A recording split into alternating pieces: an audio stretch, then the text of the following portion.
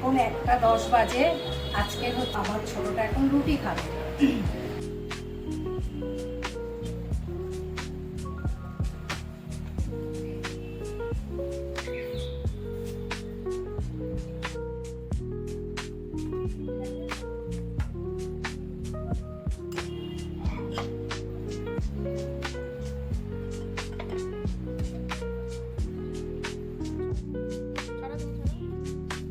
পেয়ে গেছে সব, ওখানেও খাচ্ছে। চলো দেখো কি খায়। আজকে রুটিটা নিয়ে এখানে বসে খাচ্ছে, আর এখানে আবার ল্যাপটপে আবার সিরিয়াল চালিয়ে ও খাচ্ছে। আর এইখানে গরম গরম রুটি। রুটি হলে খুব ভালো লাগে বল তো ভাতের থেকে।